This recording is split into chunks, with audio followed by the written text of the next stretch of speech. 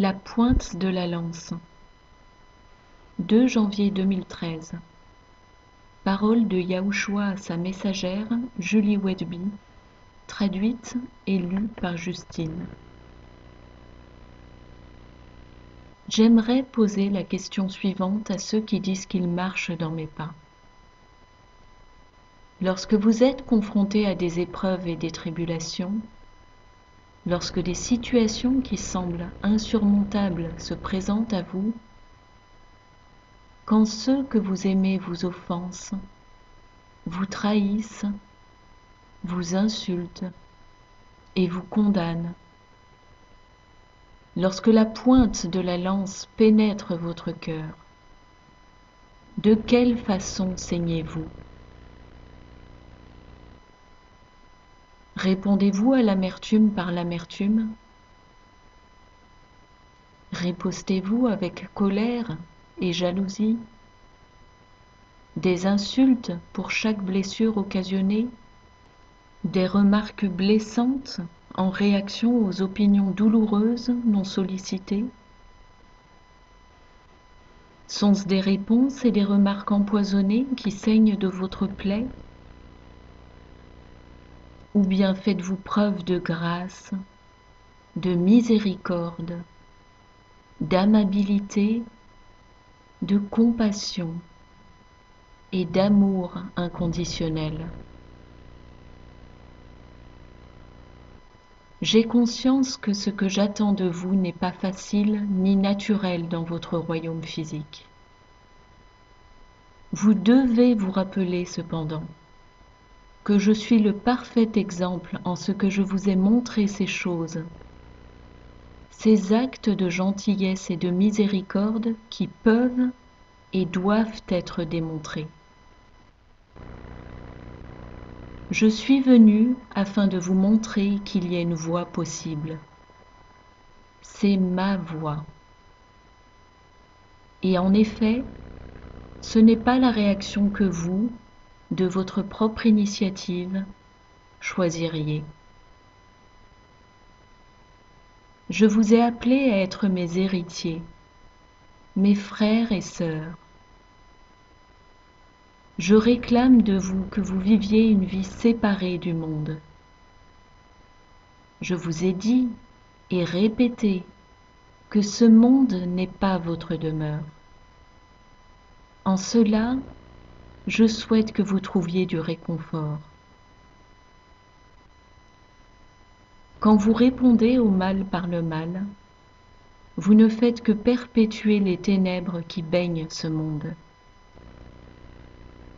Je vous ai appelé à être mes lumières. Je vous ai appelé à être autrement différents. Je vous ai appelé à instaurer mon royaume sur cette terre.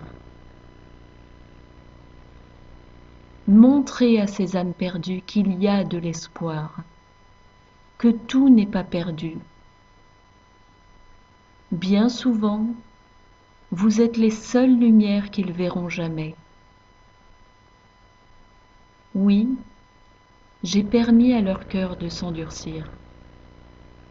Mais personne n'est hors de portée de ma miséricorde et de mon salut, sauf s'ils ont plaidé allégeance au malin.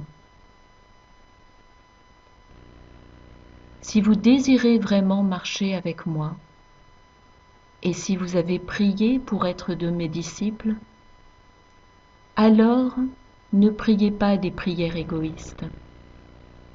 Priez la volonté du Père. Priez que des tests vous soient envoyés afin d'affermir et d'augmenter votre foi. Priez que vous deveniez forts en moi au travers de ces tribulations. Ne priez pas pour en être écarté, car c'est dans ces tests que vous allez grandir et gagner en maturité dans votre relation avec moi.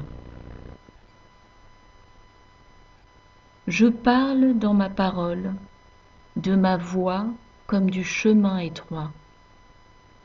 Me suivre ne sera jamais facile. Tout comme moi, vous rencontrerez toujours l'adversité. Vous devez vous y attendre et préparer votre cœur à de telles situations chaque jour pendant votre temps seul avec moi. Je vous armerai et vous équiperai. Et sachez quand ils vous persécutent qu'ils m'ont persécuté en premier. Tourner l'autre joue est contraire à ce que serait la réponse de l'homme charnel. Mais je vous appelle à opérer depuis l'esprit, pas de la chair. C'est si important. Ma parole vous enseigne également que je suis venu pour créer la division et que cela va commencer au sein de vos familles. Me choisir moi et moi seul conduit souvent à la séparation d'avec vos proches. Ma volonté est que vous maîtrisiez ces principes en vue des ténèbres qui arrivent, les ténèbres qui sont déjà sur vous. Mon chemin, mon esprit, mon sang, mon sacrifice. Cela a été accompli pour tout temps.